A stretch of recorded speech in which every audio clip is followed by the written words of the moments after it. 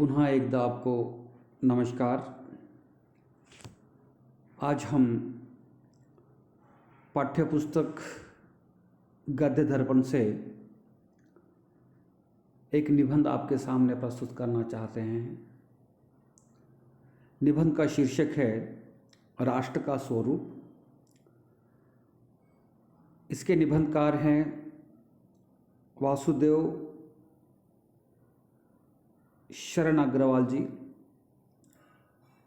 जिन्होंने आपके लिए राष्ट्र का स्वरूप नामक निबंध लिखा है। यह निबंध बीए, बीकॉम, बीएससी, बीबीए जो भी छात्र प्रथम वर्ष में द्वितीय भाषा हिंदी से विद्या अर्जित कर रहे हैं, उनके लिए जो पाठ्य पुस्तक है गद्य दर्पण से ही यह निबंध आपके सामने प्रस्तुत है। इस वीडियो से पहले मैंने एक वीडियो आपके सामने बनाया था इसी विषय के ऊपर, और वहाँ पर हमने लेखक या निबंधकार जी का वासुदेव शरण अग्रवाल जी का परिचय दिया था एवं भूमि, इसके बारे में थोड़ी चर्चा आपके सामने रख दी थी। समय के आपूर्ति के कारण जन और जन की संस्कृति, ये दो महत्वपूर्ण इसके बिंदु छूट गए थे। अब मुख्यतः जन और जन की संस्कृति, इस दो बिंदुओं के ऊपर हम बातचीत करेंगे। उसके साथ साथ परिपूर्ण निबंध का सार के लिए भूमि, जन और जन की संस्कृति, इन तीनों को भी संक्षिप्त में आपके सामने इसके ऊपर विचार विमर्श करने के लिए हम आज उपस्थित हो गए हैं। आरंभ कर देते हैं राष्ट्र का स्वरूप। वासुदेव शरण अग्रवाल जी ने स्पष्ट रूप से बताया था, किसी राष्ट्र का स्वरूप अगर देखना है तो मुख्यतः वह तीन महत्वपूर्ण बिंदुओं पर निर्भर रहता है।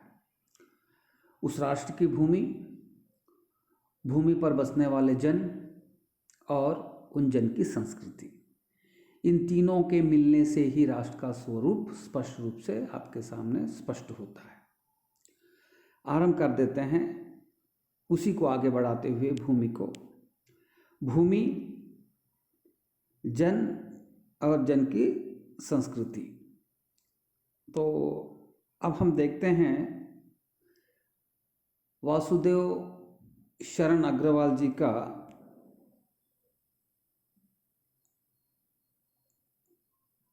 उन्होंने भूमि के बारे में अपना क्या मत रखा है, देखते हैं। लेखक कहते हैं, भूमि, भूमि पर बसने वाले जन और जन की संस्कृति, इन तीनों के मिलन से ही राष्ट्र का स्वरूप हमारे सामने स्पष्ट रूप से दिखाई देता है। भूमि का निर्माण देव ने किया है, यह ईश्वरीय लीला है। वह अनंत काल से हमारे इस विश्व में विद्यमान है।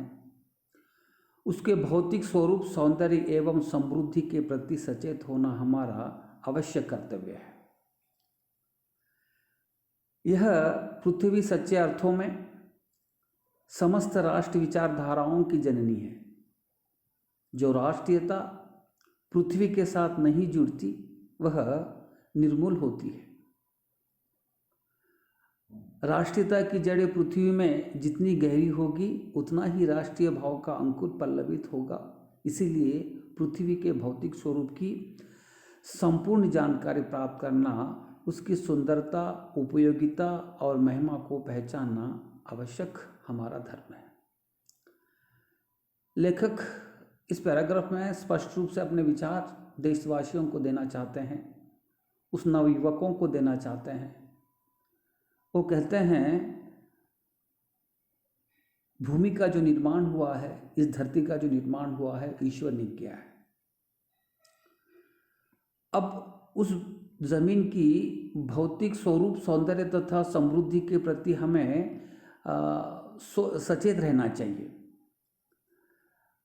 हमें धरती के अणु अणु कणों कणों से परिचित होने के लिए, उसके साथ प्रेम बढ़ाने के लिए हर क्षेत्र में उसको पहचानने के लिए हमें आगे आना चाहिए। जब तक हम धरती के परिपूर्ण रूपता से इस धरती को नहीं जान पाते हैं, धरती के अणु अणु कणों कणों का अनुभव अगर से हमें नहीं होता है, तब धरती के बारे में जानकारी लेना बड़ा मुश्किल होता है। तो हमारा प्रथम कर्तव्य ये होता है कि धरती के भौतिक स्वरूप, सौंदर्य का हमें ज्ञान होना नितांत आवश्यक है। इस कर्तव्य की पूर्ति सैकड़ों हजारों प्रकार से होनी चाहिए। पृथ्वी से जिस वस्तु का संबंध है, चाहे वह छोटी हो या बड़ी हो, उसका कुशल प्रश्न पूछने के लिए हमें कमर कसनी चाहिए। पृथ्वी का संगोपांग अध्ययन जागरणशील राष्ट्र के लिए बहुत ही आनंद प्रदान करते हुए माना जाता है। लेखक बताते हैं, इस ज़मीन के ऊपर चाहे वह छोटी वस्तु हो या चाहे बड़ी वस्तु हो, चाहे वह किसी भी कोने में क्यों ना होती है, उसके ऊपर हमारा ध्यान आकर्षित होना चाहिए। उसके बारे में हमें उसके ऊपर शोध करना चाहिए। हर अणु अणु से हमें उससे परिचित होना चाहिए। और जो देश इस धरती माता के परिपूर्ण रूपता से जान लेता है, वह देश ही सर्वश्रेष्ठ देश माना जाता है, उसकी ही प्रगति होती है। ताकि एक प्रांत में कुछ महत्वपूर्ण ज़मीन होती है, कुछ प्रांत में उससे महत्वपूर्ण ज़मीन होती है, कुछ प्रांत में और किसके उपयोग आए ऐसी ज़मीन होती है। तो इसका ज्ञान धरतीवासियों को, भारत देशवासियों को आवश्यक है। जब तक हम इसका ज्ञान परिपूर्ण रूपता से नहीं स्वीकार करते, तब तक ये बहुत बड़ा हम देश की प्रगति, देश का उत्थान नहीं कर सकते हैं। गांव और नगरों में सैकड़ों केंद्र से इस प्रकार के अध्ययन का सूत्रपात होना चाहिए। यानी कि केवल महानगरों में ही नहीं, बल्कि छोटे छोटे गांवों में भी इसके अध्ययन के केंद्र होने चाहिए। धरती को परिपूर्ण रूपता से हमें पूरी की पूरी जानकारी उपलब्ध कर लेनी चाहिए, तभी उस देश की प्रगति हो सकती है। कहकर लेखक उदाहरण देकर समझाते हैं कि पृथ्वी की उपज शक्ति को बढ़ाने वाले में जो प्रतिवर्ष समय पर आकर अपने अमृत जल से इसे सींचते हैं, हमारे अध्ययन के परिधि के अंतर्गत आने चाहिए। यानी कि उपजाऊ शक्ति बढ़ाने के लिए जिस जल की आवश्यकता होती है, वह जल मेघों से आता है। इस मेघों के बारे में हमको परिपूर्ण रूपता से जानकारी होनी चाहिए। यानी कि इसका समय कब है, ये कितने महीने तक वर्षा देते हैं, अगर सबसे अधिक वर्षा कहाँ पर होती है, सबसे कम वर्षा कहाँ पर होती है, और इसके अनुरूप ही हमें फसल भी ज़मीन में बोने की आवश्यकता होती है। तो किस किस स्थिति में कैसी कैसी हमें फसल बोनी चाहिए, उपजाऊ शक्ति कहाँ कहाँ पर है, अधिक वर्षा कहाँ पर होती है, अल्प वर्षा कहाँ पर होती है, जहाँ पर होती ही नहीं वहाँ पर हमें क्या करना चाहिए, इसके ऊपर शोध करना, मेघों के ऊपर शोध करना देशवासियों का सबसे श्रेष्ठ प्रथम कर्तव्य माना जाता है। उन मेघों से परिवर्धित प्रत्येक तृणलता और वनस्पति का सूक्ष्म परिचय प्राप्त करना भी हमारा कर्तव्य माना जाता है। उस मेघों के द्वारा जो वर्षा होती है, उस वर्षा के कारण जंगलों में जो वनस्पतियाँ ज़मीन से उत्पन्न होती है, तो उस वनस्पति के बारे में भी हमें परिपूर्ण रूपता से जानकारी चाहिए। यानी कि कौन सी वनस्पति मानव के उपयोग में आती है, कौन से वनस्पति से हमें क्या प्राप्त होता है, कौन सी वनस्पति को हम मार्केट में बेच सकते हैं, कौन से वनस्पति को बेचकर हम अपने देश की आर्थिक स्थिति को सुधार सकते हैं, इसकी जानकारी होना ज़रूरत है। यहाँ पर लेखक स्पष्ट रूप से बताते हैं कि ज़मीन के छोटे छोटे हिस्से की भी जानकारी हमें होनी चाहिए। इसके ऊपर शोध कार्य होना चाहिए। जो मेघ होते हैं उसके बारे में हमें शोध कार्य करना चाहिए। उपजाऊ शक्ति के बारे में हमें शोध कार्य करना चाहिए और तृणलता वनस्पतियों के बारे में भी सूक्ष्म अध्ययन करना चाहिए, ताकि हमें सर्वांगीण विकास करना चाहते हैं तो ये अध्ययन करना नितांत ज़रूरत है। इस प्रकार जब चारों ओर से हमारा ज्ञान के कपट खुलेंगे तब सैकड़ों वर्षों से शून्य और अंधकार से भरे हुए जीवन के क्षेत्र में नया उजाला दिखाई देगा। लेखक कहते हैं कि इस तरह के हम शोध करते हैं तो उससे जहाँ जहाँ पर हम नहीं पहुँचते हैं, जहाँ जहाँ पर अंधकार फैला हुआ है, वहाँ वहाँ पर जाकर हम प्रकाश के ज्ञान के प्रकाश से उसको प्रकाशवान कर सकते हैं।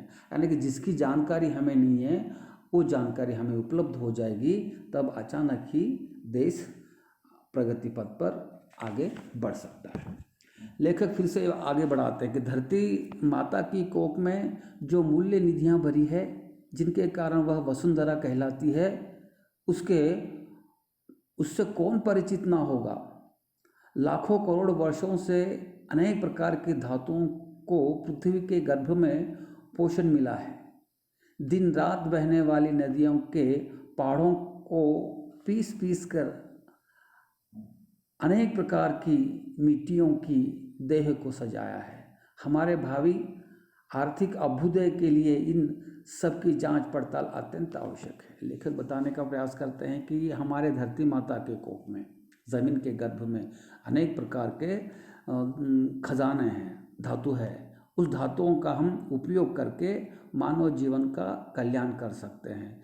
ये तथा हमारी जो नदियाँ पर्वतों से निकलती है और धीरे धीरे समतल प्रांतों में आकर वहाँ की जो मिट्टी है यहाँ पर लाकर रखती है, तो उससे हमें बहुत सारा फायदा हो सकता है। साथ ही साथ वो क्या कह रहे हैं, आर्थिक अभ्युन्नति के लिए यह बहुत ही महत्वपूर्ण होते हैं।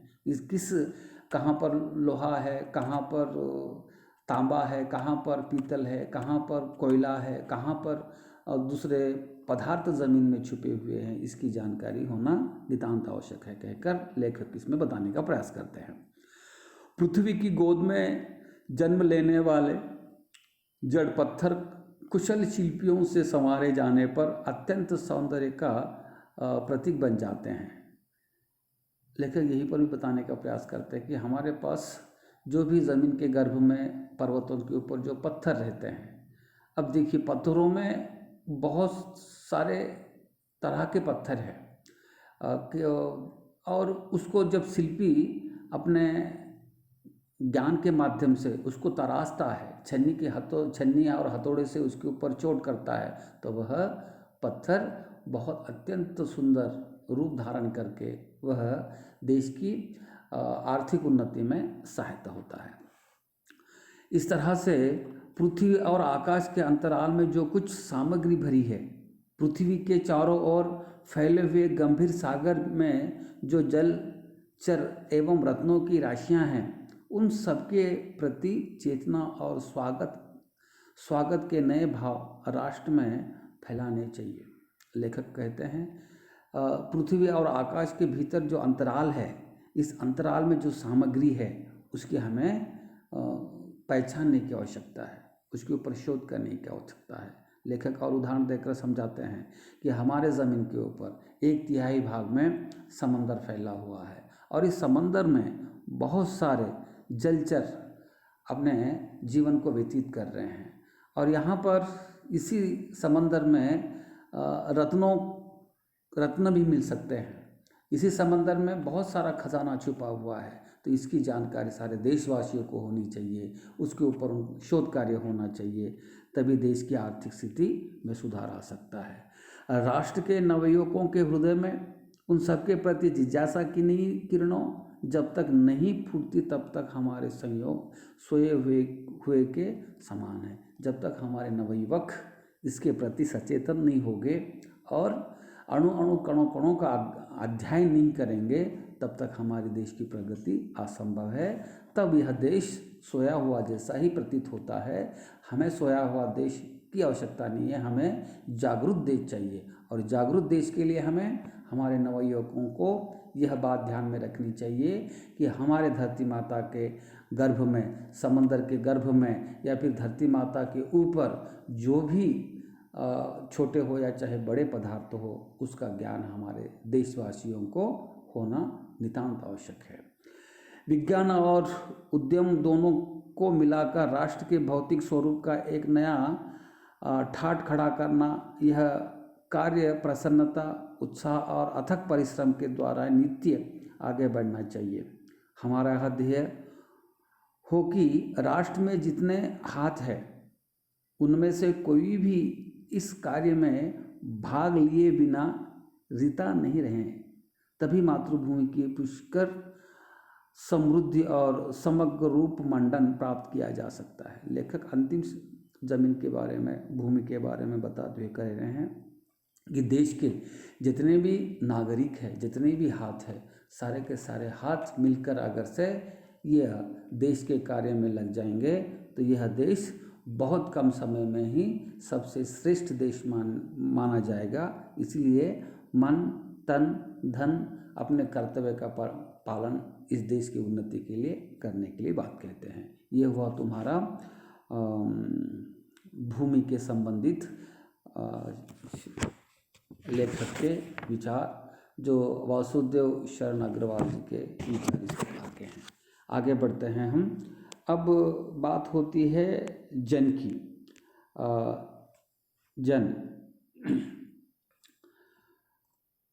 जन यानी कि धरती के ऊपर रहने वाले मनुष्य, जन के बारे में बात करेंगे। मातृभूमि पर निवास करने वाले मनुष्य राष्ट्र का दूसरा अंग है। पृथ्वी हो और मनुष्य ना हो तो राष्ट्र की कल्पना असंभव है। पृथ्वी और जन दोनों के मिलन से ही राष्ट्र का स्वरूप संपादित होता है। जन के कारण ही पृथ्वी मातृभूमि की संज्ञा प्राप्त करती है। पृथ्वी माता है और हम जन सच्चे अर्थों में उस पृथ्वी के पुत्र हैं। लेखक स्पष्ट रूप कहता है, पृथ्वी है और उस पृथ्वी के ऊपर मनुष्य नहीं है तो उस पृथ्वी का कोई मूल्य नहीं होता है। यानी कि जितनी पृथ्वी की आवश्यकता होती है उससे ही बढ़कर हमें उनके ऊपर निवास करने वाले जन की आवश्यकता होती है। अगर ये जन नहीं रहेंगे तो पृथ्वी केवल मिट्टी का ढेर मात्र ही कहलाती है। लेखक बताते हैं, जन के कारण ही पृथ्वी मातृभूमि की संज्ञा प्राप्त करती है। जन के कारण ही इस धरती को माता का नाम दिया गया है। पृथ्वी माता है और हम उनके पुत्र हैं। जन के हृदय में इस सूत्र का अनुभव ही राष्ट्रीयता की कुंजी है। अगर राष्ट्रीयता की कुंजी देखना चाहते हैं तो सच्चे अर्थों में भूमि माता और मैं उसका पुत्र हूँ, ये शब्द ही इस राष्ट्र की कुंजी है। जब तक हम इस धरती माता को अपनी माँ नहीं मानते हैं, माँ के जैसा आदर, प्रेम, सत्कार नहीं करते हैं, तब उस देश की कोई अहमियत नहीं होती है। लेखक कहते हैं, इसी भावनाओं से राष्ट्र निर्माण के अंकुर उत्पन्न होते हैं। यानी कि हमारे लेखक स्पष्ट रूप से बताते हैं, जब तक इस मिट्टी को अपनी माँ कहकर नहीं स्वीकार करते हैं तब तक उस देश की उन्नति हो ही नहीं सकती है। यह भाव जब सशक्त रूप में जागता है तब राष्ट्र निर्माण के स्वर वायुमंडल में भरने लगते हैं। इस भाव के द्वारा ही मनुष्य पृथ्वी के साथ अपने सच्चे संबंधों को प्राप्त करता है। जहाँ यह भाव नहीं है वह जन और भूमि का संबंध अचेतन और जड़ बना रहता है। लेखक स्पष्ट रूप से बताते हैं, यह संबंध होना नितांत आवश्यक है। और जहाँ पर यह माता और पुत्र का संबंध नहीं होता, जो जन इस धरती को अपनी माता के रूप में स्वीकार नहीं करते हैं तो उसका कोई महत्व, उस भूमि का कोई महत्वपूर्ण नहीं रहता है। वह अचेतन अवस्था में पड़े रहते हैं।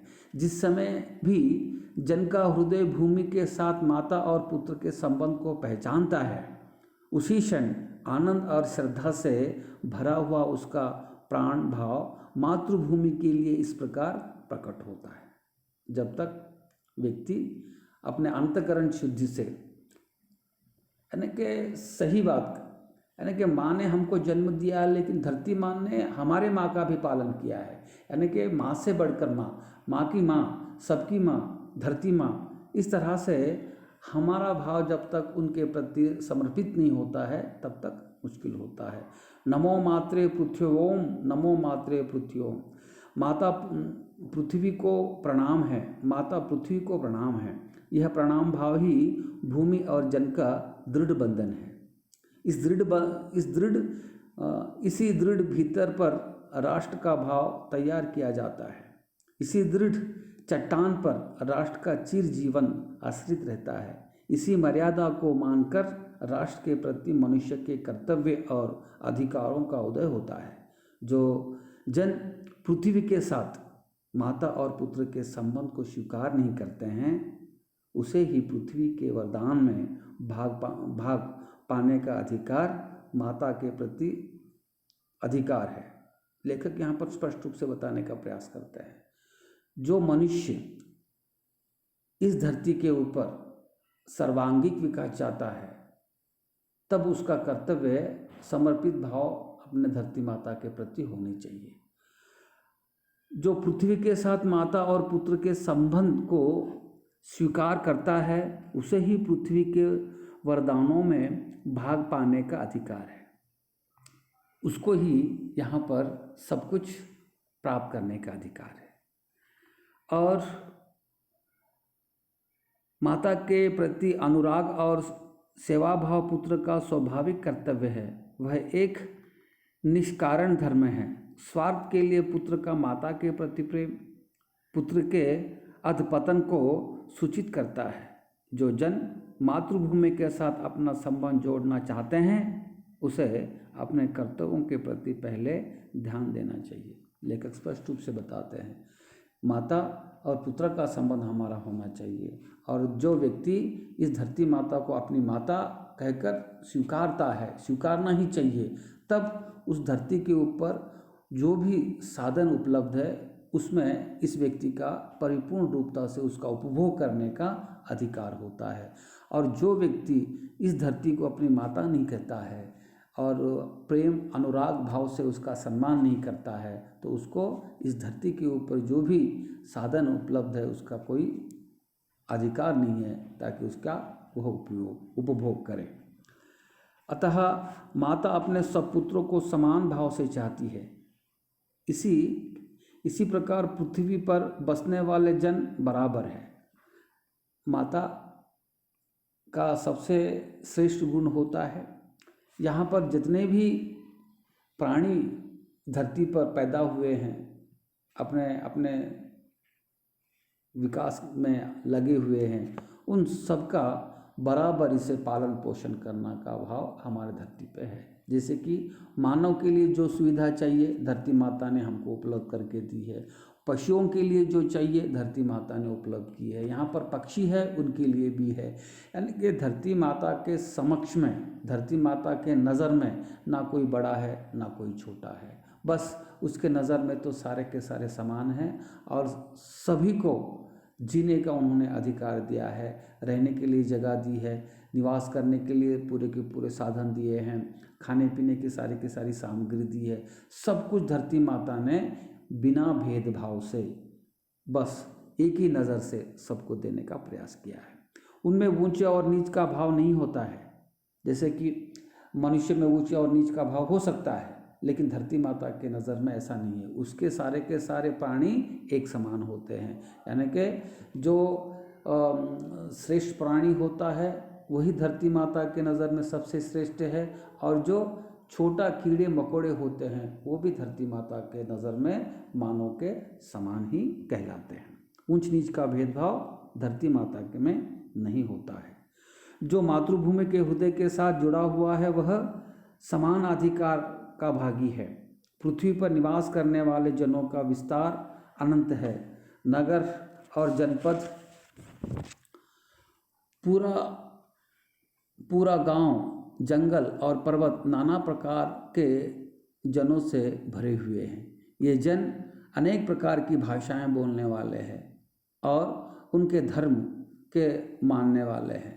लेखक यहाँ पर स्पष्ट रूप से बताने का प्रयास करते हैं इस धरती माता के वक्षस्थल के ऊपर बहुत सारे प्राणी, चाहे महानगर हो, चाहे ग्रामीण प्रांत हो, पर्वतीय प्रांत हो, समुद्रीय तट हो, कहीं पर भी हो, सारे के सारे जंगल पर्वत नाना प्रकार के जनों से भरे पड़े हुए हैं। ये जन अनेक प्रकार की भाषाएं, अनेक प्रकार की बोलियां बोलने वाले और अनेक प्रकार के धर्मों को मानने वाले हैं। यानी कि एक ही धर्म मानना ये महत्वपूर्ण नहीं है।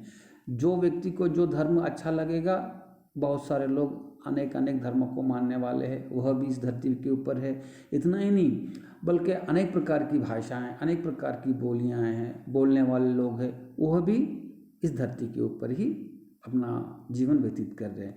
फिर भी वे मातृभूमि के पुत्र हैं और इस कारण उनका सौहार्द भाव अखंड है। सभ्यता और रहन सहन की दृष्टि से जन एक दूसरे से अलग आगे पीछे हो सकते हैं, किंतु इस कारण से मातृभूमि के साथ उनका जो संबंध है उसमें कोई भेदभाव नहीं हो सकता। पृथ्वी के विशाल प्रांगण में सब जातियों के लिए समान क्षेत्र है। समन्वय के मार्ग से भरपूर प्रगति और उन्नति करने का सबको एक जैसा अधिकार है। किसी जन को पीछे छोड़कर राष्ट्र आगे नहीं बढ़ सकता है। अतएव राष्ट्र के प्रत्येक अंग की सुध हमें लेनी चाहिए। लेखक यहाँ पर स्पष्ट रूप से बताते हैं, यहाँ पर अनेक प्रकार के धर्म हैं, अनेक प्रकार के मज़हब है, सभी को समान अनेक प्रकार की जातियाँ हैं, अनेक प्रकार की बोलियाँ हैं, लेकिन सभी लोग अपने माता के प्रति, इस धरती माता के प्रति अपना प्रेम अनुराग व्यक्त करते हैं। लेखक यहाँ पर भी बताने का प्रयास करते हैं, यानी कि अगर से किसी कोने में अगर जन बिल्कुल पिछड़े हुए हैं, अज्ञान में हैं, अंधकार में हैं, तकलीफ़ों में हैं, तो देशवासियों का कर्तव्य होता है उनको आगे बढ़ाना है। सर्वांगीण विकास अगर से देश का होना है तो देश के ऊपर किसी भी कोने में कोई भी विपदा नहीं होनी चाहिए, सारे के सारे रूप से समान होना चाहिए। उन्होंने कहा था कि जिस शरीर में एक हाथ, एक पैर या फिर हाथ, जहाँ पर भी हमारे शरीर का एक भाग भी अगर से कुछ खराब हो जाता है तो उसका प्रभाव सारे के सारे शरीर के ऊपर होता है। उसी तरह से इस धरती के ऊपर जहाँ पर भी कोने कोने में बैठे हुए जन हैं, अगर वो अंधकार में हैं, अज्ञान में हैं, तो हमारे देश की उन्नति प्रगति हो नहीं सकती। उसको सुधारने का दायित्व दूसरे व्यक्तियों के ऊपर होता है। राष्ट्र के इस शरीर के एक भाग में यदि अंधकार और निर्बलता का निवास है तो समग्र राष्ट्र का स्वरूप उतने अंश में समर्थक रहेगा। इस प्रकार राष्ट्र जागरण और प्रगति की जैसी उदार भावना से संचालित होना चाहिए। लेखक स्पष्ट रूप से वही बातें बताने का प्रयास करते हैं कि हमें कहीं पर भी कुछ भी अंधविश्वास, अज्ञान नहीं होना चाहिए। सारे के सारे लोग समान रूप से उन्नति पथ के ऊपर आगे बढ़ने चाहिए। एक प्रांत अगर से बहुत समृद्ध है और दूसरा प्रांत उतना समृद्ध नहीं हुआ है तो समृद्ध वाले के ऊपर ये जिम्मेदारी है जिसकी समृद्धि नहीं हुई है उनको अपने बराबर लाना है, तभी देश सर्वश्रेष्ठ बन जाता है। एक अंग भी अगर हमारा खराब हो जाता है तो हम उसका परिणाम हमको भुगतना पड़ता है। लेखक बताते हैं, जन का प्रभाव अनंत होता है। सहस्रों वर्षों से भूमि के साथ राष्ट्रीय जन तो तादात्म्य प्राप्त की है। जब तक सूर्य की रश्मियाँ नित्य प्रातःकाल भुवन को अमृत से भर देती है, तब तक राष्ट्रीय जन का जीवन भी अमर है। इतिहास के अनेक उतार चढ़ाव पार करने के बाद भी राष्ट्रीय निवासी जन नई उठती लहरों से आगे बढ़ने के लिए आज भी अजर अमर है। जन का सततवाही जीवन नदी के प्रभाव की तरह है, जिसमें कर्म और श्रम के द्वारा उत्थान के अनेक घाटों का निर्माण करना होता है। लेखक स्पष्ट रूप से बताने का प्रयास करते हैं, जब से सूरज और चंद्रमा इस विश्व में आए हुए हैं तब से ये मानव की प्रगति हो रही है। ये मानव की प्रगति एक नदी के समान होती है, निरंतर बहने वाली नदी होती है, यानी कि ये प्रक्रिया होती है। ये चक्र के रूप में बालक पैदा हुआ, युवावस्था में प्राप्त और युवावस्था हुई, फिर बुढ़ापा आ गया, फिर उसकी मृत्यु हो गई, फिर वो इस तरह से ये जो चक्र होता है निरंतर चलने वाला चक्र है। इसके लिए हमको सतत रहना चाहिए, तभी हमारे देश का उद्धार हो सकता है। जन ही राष्ट्र के स्वरूप का दूसरा महत्वपूर्ण अंग है। जिस देश के जन ज्ञानी हो गए, बुद्धिमानी हो गए और श्रमिक यानी कि 24 घंटे भी श्रम करने वाले हो गए, तो उस देश का उत्थान हो सकता। उदाहरण स्वरूप हम छोटे से देश को लेते हैं, एक जापान, जो दूसरे विश्व युद्ध के संदर्भ में उसके ऊपर बम वर्षा हुई थी और वह देश लगभग पतन के दहलीज के ऊपर पहुंच गया था। लेकिन वहाँ के जो जन थे, जो मानव थे, जो बचे हुए थे, जो पंगु थे, उन्होंने बहुत कड़ी मेहनत की। सभी लोगों ने उस धरती को अपनी माँ समझा और उसके ऊपर जो संकट आया था, सभी के ऊपर संकट समझकर सभी ने अपने अपने कर्तव्य का पालन किया। आज वह देश, छोटा देश, विश्व में प्रगति पथ पर है। तो लेखक यहाँ पर स्पष्ट रूप से संकेत करते हैं, देश की उन्नति होनी चाहिए, राष्ट्र का स्वरूप अगर से आपको करना चाहिए तो सबसे पहले धरती तो है, धरती के ऊपर जो मानव है वह समान भाव से, धर्मों के भेदभाव ना होते हुए, ऊंच नीच का भेदभाव ना होते हुए सभी लोग एक दूसरे की सेवा करेंगे तो देश की उन्नति असंभव नहीं बल्कि संभव है। अब अंतिम जो बातें आती है, लेखक ने बताने का प्रयास किया है, वह है संस्कृति। राष्ट्र का तीसरा अंग जन की संस्कृति है। मनुष्यों ने युगों युगों में जिस सभ्यता का निर्माण किया है वह उसके जीवन की शाश्वत श्वास प्रवास है। बिना संस्कृति के जीवन की कल्पना कबंध मात्र है। संस्कृति ही जन का मस्तिष्क है। संस्कृति के विकास और अभ्युदय के द्वारा ही राष्ट्र की वृद्धि संभव है। राष्ट्र के समग्र रूप में भूमि और जन के साथ साथ जन की संस्कृति का महत्वपूर्ण स्थान है। यदि भूमि और जन अपनी संस्कृति से विरहित कर दिया जाएगा तो राष्ट्र का लोप समझना चाहिए। जीवन के विपट का पुष्प संस्कृति है।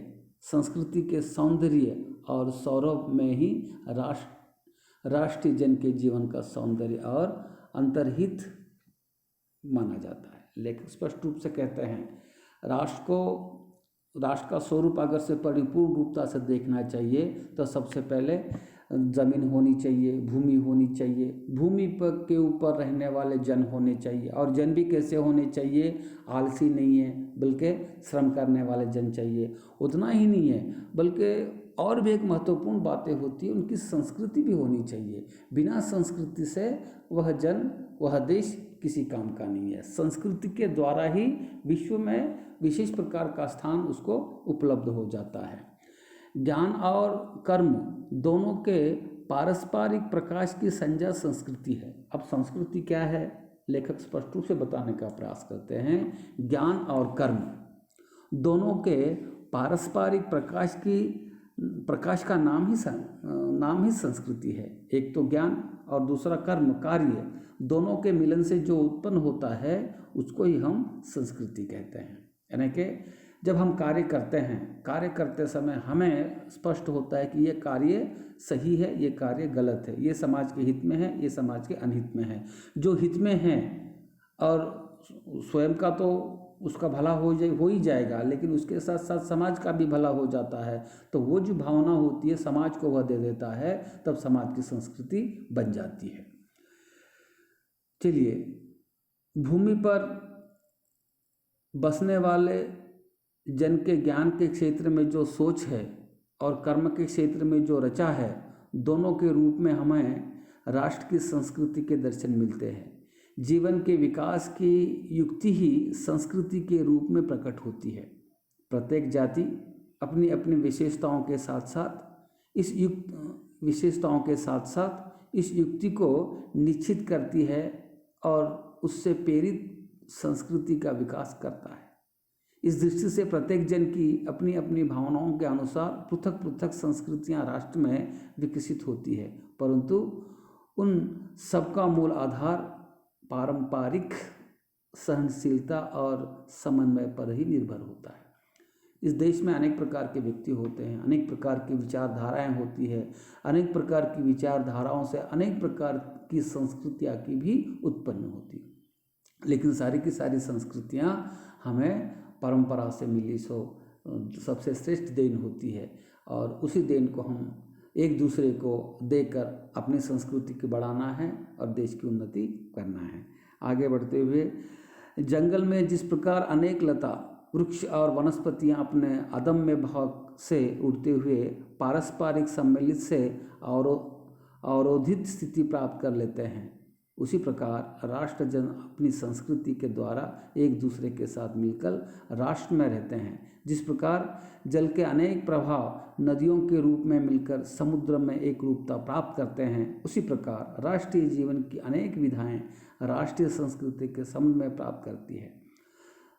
लेखक स्पष्ट रूप से देखने का कुछ बातें बताने का प्रयास करते हैं। लेखक कहते हैं, जिस तरह से जंगलों में, वनों में अनेक प्रकार के पेड़ पौधे होते हैं, अनेक प्रकार के पुष्प होते हैं, यह पुष्प एक दूसरे की मदद करते हैं। कभी ये नहीं सोचते कि मेरी संस्कृति सबसे श्रेष्ठ है, वो दूसरा नहीं कहता कि मेरी संस्कृति सबसे श्रेष्ठ है। उसी तरह से लेखक यहाँ पर बताते हैं कि अनेक प्रकार की जाति, अनेक प्रकार के धर्म में अनेक प्रकार की संस्कृतियाँ होती है, तो आदान प्रदान से ही देश की उन्नति होती है। उदाहरण देकर समझाते हैं कि जिस तरह से अनेक प्रकार नदियाँ बहते रहती है, कहीं कहीं जग पर्वतों से, काली मिट्टी से, लाल मिट्टी से, सफ़ेद मिट्टी से, इस तरह से वो बहती है, लेकिन उसका एक ही एक मकसद होता है, समुद्र में जाकर समुद्र को समृद्ध कराना। उसी तरह से हमारे धर्म, हमारे मज़हब, हमारी जातियाँ, हमारी बोलियाँ, हमारी भाषा जितनी भी होती है, उनमें से जो संस्कृति होती है, पूरी की पूरी संस्कृति मिलकर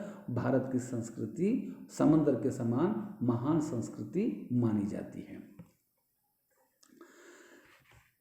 लेखक कहते हैं, साहित्य, कला, नृत्य, गीत, अमोद प्रमोद अनेक रूपों में राष्ट्रीय जन अपने अपने मानसिक भावों को प्रकट करता है। आत्मा का जो आनंद भाव है वही विविध रूपों में साकार होते दिखाई देता है। यद्यपि बाह्य रूप की दृष्टि से संस्कृति के ये बाहरी लक्षण अनेक दिखाई पड़ते हैं, किंतु आंतरिक आनंद की दृष्टि से उनमें एक सूत्र है। जो व्यक्ति हृदय है वह प्रत्येक संस्कृति के आनंद पक्ष को स्वीकार करता है और उसमें आनंदित होता है। इस प्रकार की उदार भावना ही विविध जनों से बने हुए राष्ट्र के लिए स्वस्थ का कार्य करती है।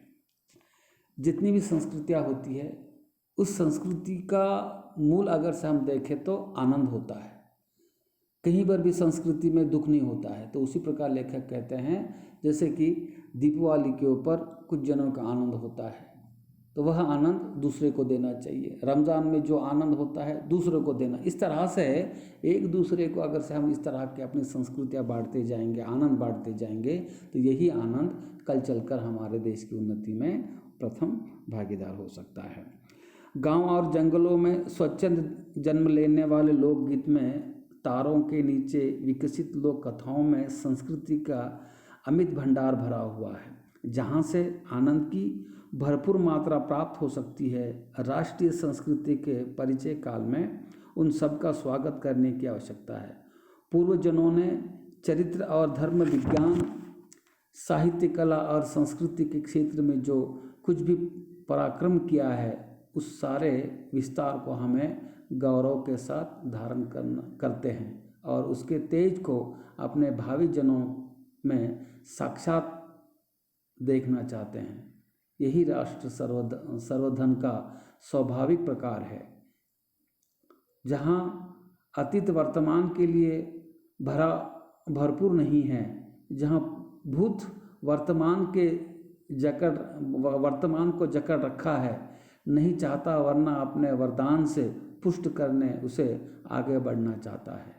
उस राष्ट्र का हम स्वागत करते हैं। लेखक स्पष्ट रूप से बताते हैं कि जो संस्कृति है, गाँव में, जंगलों में, पेड़ों के नीचे बहुत सारा जो साहित्य पुराने ज़माने में हमारे पूर्वजों ने जो उनके अनुभवों से जो हमारे लिए दिया है, उसमें हमारे समय का जो साहित्य है, हमारे समय की जो कला है, हमारे समय के जो अच्छे भाव है, उसमें हम मिलाते जाएंगे तो यह संस्कृति धीरे धीरे समृद्ध होते जाएंगी। और इसी संस्कृति के कारण आदान प्रदान, भाईचारा, एक दूसरे के प्रति अनुराग, प्रेम, ये भाव अगर से हमारे संस्कृति के माध्यम से हमको मिलते जाएंगे तो देश का उद्धार हो सकता है, देश का कल्याण हो सकता है और देश उन्नति के शिखर पर पहुंच सकता है। बस समय की समाप्ति पे हूँ। लेखक स्पष्ट रूप से यही बताने का प्रयास करते हैं कि राष्ट्र का स्वरूप आपको अगर से देखना है तो मूलभूत 3 बातों के ऊपर निर्भर हो जाता है। पहली जो बात आती है, पहला जो बिंदु आता है भूमि। दूसरी बात आती है भूमि पर बसने वाले जन और उस जन की संस्कृति। भूमि का परिपूर्ण रूपता से ज्ञान होना चाहिए, भूमि को अपने माता के रूप में हमें स्वीकारना चाहिए। उसी प्रकार जो जन हैं, जन भी ऊंच नीच का भेदभाव छोड़ना चाहिए, एक दूसरे को भाई के रूप में देखना चाहिए। जहाँ पर भी किसी देश में, किसी प्रांत में अगर किसी व्यक्तियों में कमज़ोरी है तो उस कमज़ोरियों को दूर कर उनको भी समान अवकाश देना चाहिए ताकि वह देश के प्रगति के रास्ते में आगे बढ़े। अंततः जो मानव की संस्कृति है, बहुत सारे व्यक्ति है, अनेक प्रकार के मज़हब है, अनेक प्रकार की भाषाएं हैं, अनेक प्रकार के व्यवहार है। सारे के सारे व्यवहारों में, धर्मों में अपने अपनी संस्कृतियां हैं। ये संस्कृति आदान प्रदान की होनी चाहिए। अगर से हम अपनी संस्कृति दूसरे को देते हैं तो उन्हें भी खुशी होनी चाहिए और उनकी संस्कृति हम अपना लेते हैं तो उन्हें, क्योंकि संस्कृति में आनंद ही आनंद होता है और संतोष ही संस्कृति का मूल आधार होता है। इसीलिए संस्कृति भी महत्वपूर्ण अंग होती है। इस तरह से हम कुल मिलाकर राष्ट्र का स्वरूप, जो वासुदेव शरण अग्रवाल जी का निबंध है और उन्होंने 3 बातों के ऊपर, 3 बिंदुओं के ऊपर आपका ध्यान आकर्षित करने का प्रयास किया था, उसमें से भूमि पर बसने वाले जन और उस जन की संस्कृति। बस इतना ही आपके लिए, आज के लिए। आपने मुझे सुना, आपके लिए पुनः एक हृदय के गहराई से धन्यवाद देते हुए इस वीडियो को यहीं पर समाप्त कर देता हूँ। धन्यवाद।